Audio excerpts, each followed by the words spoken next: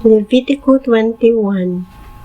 Ang Ginoo miingon kang Moises, sultihi ang mga pari, ang mga kaliwat ni Aaron, nga dili nila bulingan ang ilang kaugalingon pinaagi sa paghikap sa minatay gawas kun kini labing suod nilang mga kadugo, sa ilang inahan o amahan, sa ilang mga anak, sa ilang igsoon nga lalaki o ingon man sa igsoon nilang babae nga wala pamaminyo, busa sakop pa sa ilang panimalay. Kay suod man siya nilang kadugo, mahimong mahugaw sila. Kinahanglan dili niya hugawan ang iyang kaugalingon pinaagi sa patayng lawas niadtong nahimon niyang paryente pinaagi sa kaminyoon. Ayaw papahaki sa mga pari ang ilang mga ulo, o kwartihan nila ang ilang bungot, o samad-samaran bahinuon ang ilang lawas. Kinahanglan magabalaan sila alang sa ilang Diyos, o dili nila pasipadan ang iyang ngalan kay sila man ang maghalad sa mga halad nga sunugon alang sa Ginoo. Sila ang maghalad sa halad nga pagkaon alang sa ilang Diyos, busa kinahanglan nga balaan sila. Ayaw sila papangasawa og babaeng nagbaligya sa iyang dungog, o sa usa ka babae nga dili na ulay, o sa babaeng gibulagan sa iyang bana, kay sila balaan alang sa ilang Diyos. Ihalad sila ngadto sa Ginoo, kay sila man ang maghalad sa kalanon alang sa iyong Diyos. Sila balaan alang kaninyo, kay ako ang Ginoo nga nagbalaan kaninyo, balaan man. Kung ang anak nga babae sa pari magpakaulaw sa iyang kaugalingon pinaagi sa pagbaligya sa iyang dungog, ipakaulawan usab niya ang iyang amahan, busa kinahanglang sunugon siya.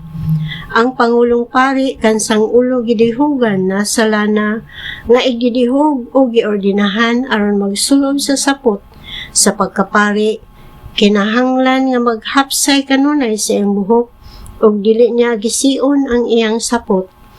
Kinahanglan nga likayan niya ang pag-adto sa dapit nga may minatay, bisan pa sa haya sa iyang amahan o inahan.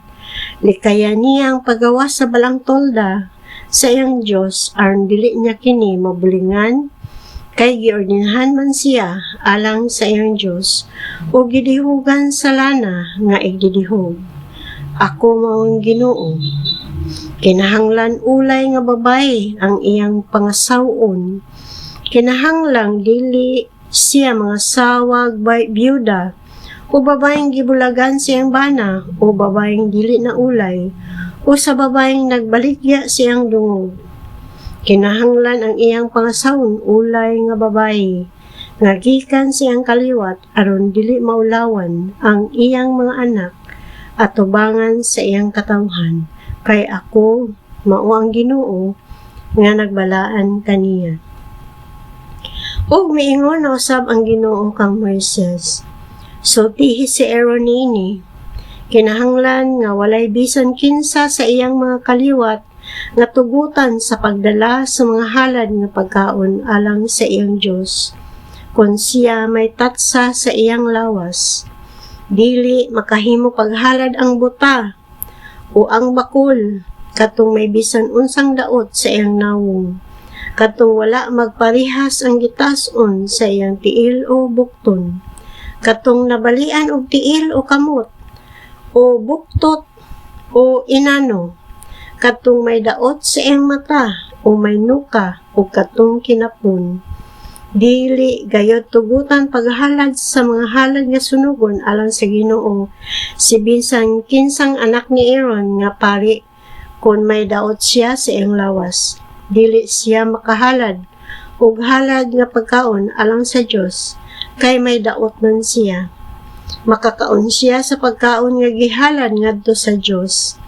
Ang labing balaan nga pagkaon ingon man ang balaan nga butang, apan kinahanglang did-an siya sa magduol sa tabil o sa halaran, kay siya may daot man aron dili kapasipalahan ang akong dapit nga balaan, kay ako mao ang Ginoo nga nagbalaan kanila. Busa Gisultihan ni Moises niini si Aaron ug ang iyang mga anak ingon man ang tanang mga Israelita.